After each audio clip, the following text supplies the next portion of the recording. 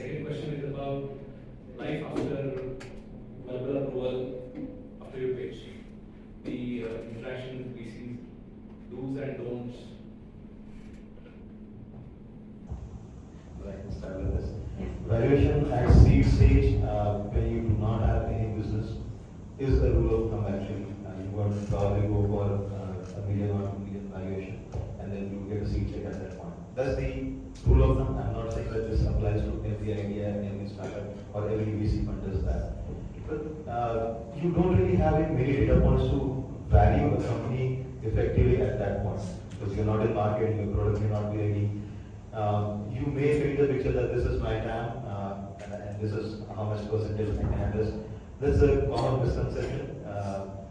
Even if you have a large enough TAM, there is no guarantee that you can successfully address this much percentage. So I've seen many pitches where, well, this is such a big market, even if you call on just 1% of it. No, that's not how it works, right?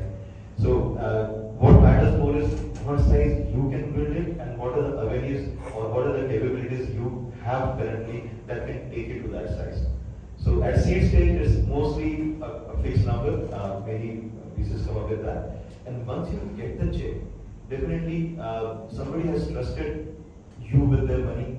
It's definitely our duty to keep them in the loop whenever you're making any major decisions, or whatever you are building, how it is giving, how you are growing, or whatever is happening. I think we should keep them in the loop. They are kind of your partners now.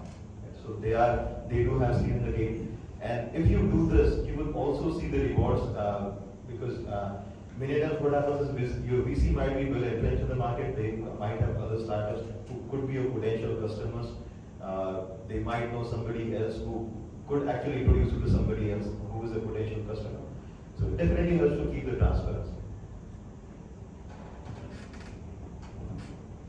So most of the points I covered, I'll just say that every वो हम पूजा करते हैं जब तो हम सारे मंत्र पढ़ते हैं, लास्ट में स्वाहा बोलते हैं. So unless you don't have money in the account, it is nothing actually. So सारे मंत्र पढ़ लिए गए, valuation, term sheet, everything. Unless that स्वाहा happens in the account, it's as good as you be very cautious always. Term sheet to closure, or term sheet to money in the account can be anywhere between 3 to 4 months. Howsoever VCs tell you that हम तो 1 महीने में कर लेते हैं, 1.5 महीने में कर लेते हैं, नहीं होता है.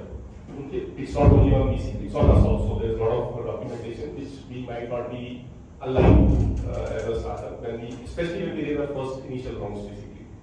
And valuation, my suggestion would be always look at the best and the worst parallels, and also look at in a time series way.